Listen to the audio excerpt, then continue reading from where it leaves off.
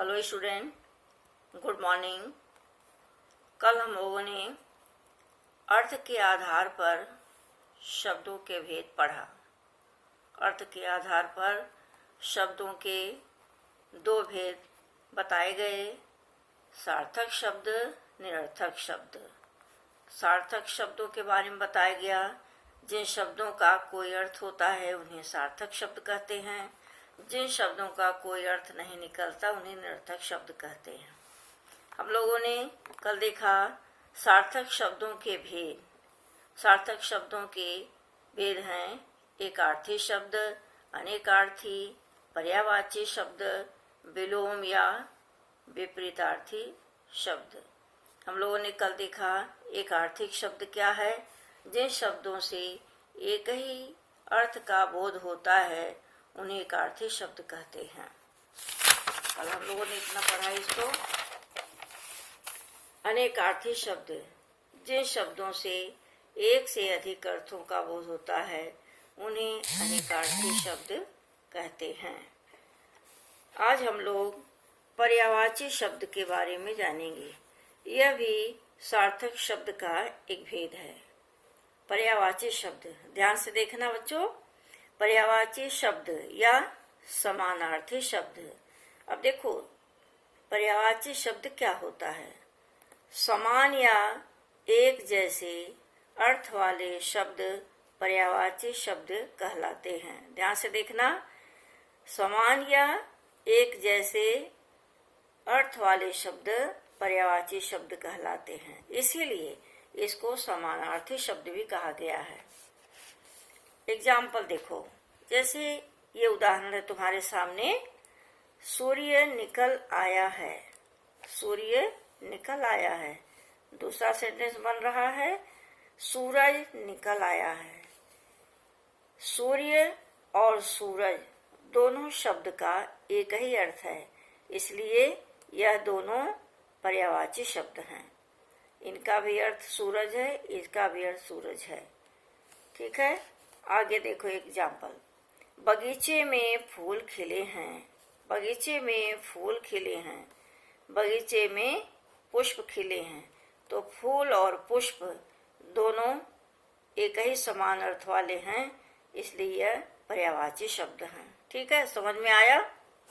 आगे देखो, हम देखते हैं पर्यायवाची शब्द श्रृंगार संबंधी।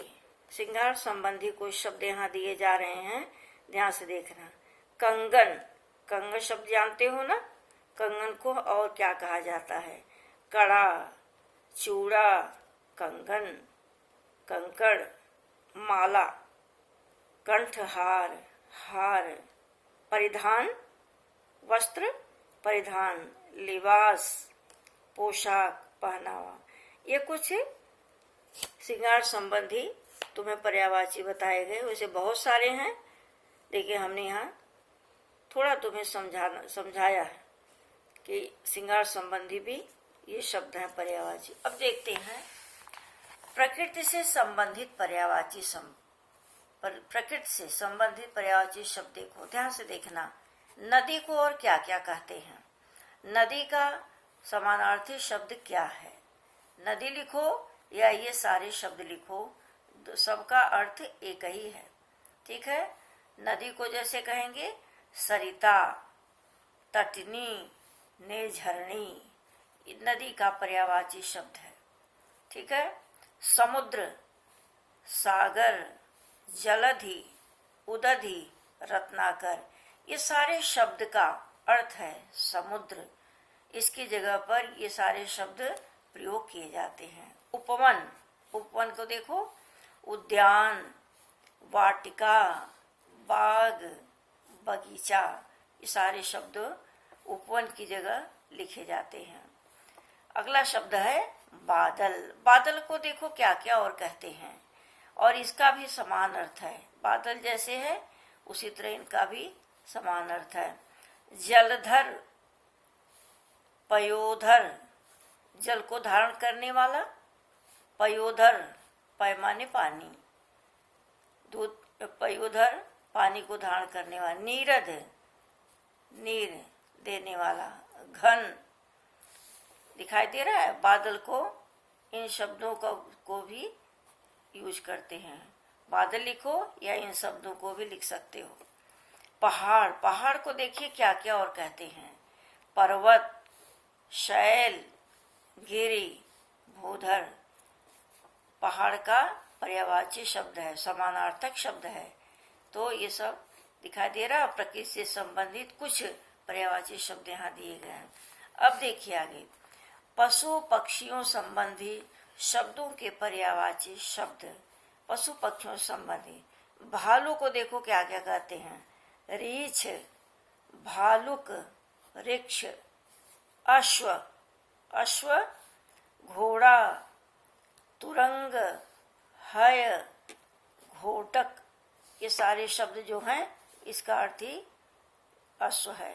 और अश्व, ये सारे शब्द यूज करते हैं। अश्व की जगह इन सारे शब्द, किसी को भी शब्द को यूज किया जाता है, उपयोग किया जाता है। शेर, शेर को क्या क्या कहते हैं। सिंह, हरि, मृगराज। मोर को देखो, मोर शब्द। नीलकंठ, केकी, मयूर, सारंग। पक्षी, पक्षी को देखो क्या क्या कहते हैं। खग, बिहग, पखेरु। ये तुम्हारे पशु पक्षियों संबंधित शब्दों के पर्यायवाची हैं। ठीक है। अब देखो, देवी देवता संबंधी पर्यायवाची कुछ शब्द यहाँ दिए गए हैं, ये भी ध्यान से देखो। विष्णु, विष्णु को और हम क्या क्या लिख सकते हैं। विष्णु को दामोदर, जनार्दन, चतुर्भुज। विष्णु की जगह इन शब्दों का भी हम प्रयोग कर सकते हैं। सरस्वती, भारती, शारदा, वीणा पाणी। सरस्वती को इन सारे शब्दों से भी हम लिख सकते हैं।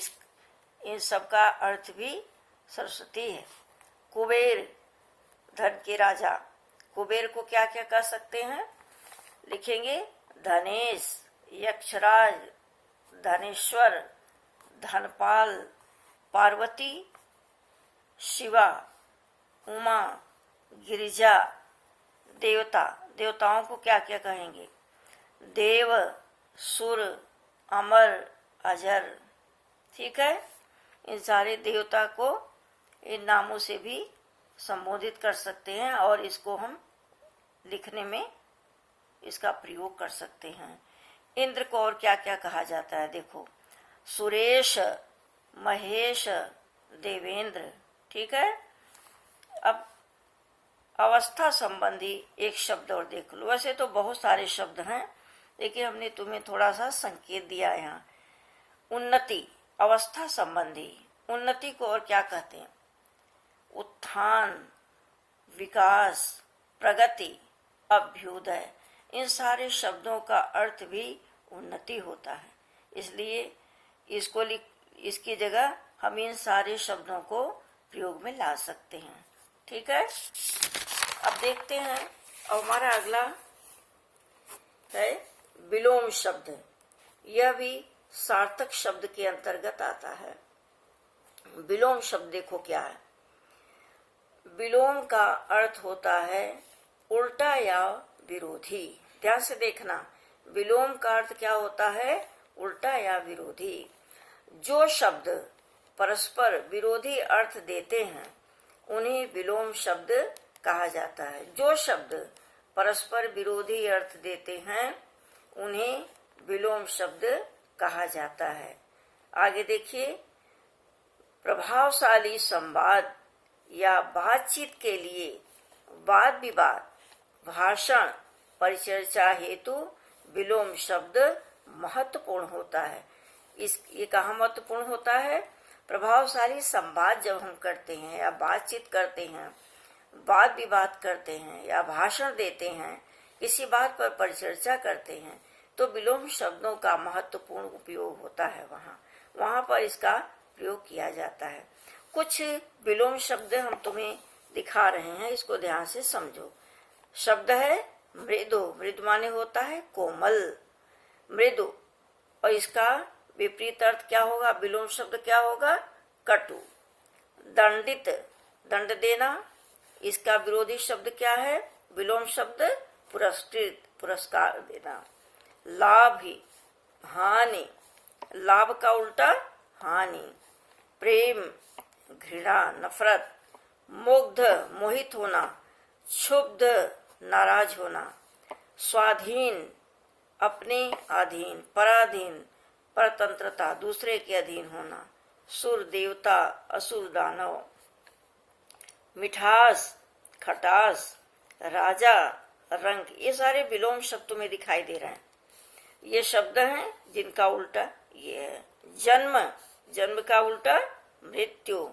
नूतन, नया। पुरातन, पुराना। ठीक है, तो बच्चों आज आप लोगों ने देखा कि सार्थक शब्दों के हम लोगों ने पर्यायवाची शब्द देखा। सार्थक शब्द का एक भेद, पर्यायवाची शब्द समान या एक जैसे अर्थ वाले शब्द को पर्यायवाची शब्द कहते हैं।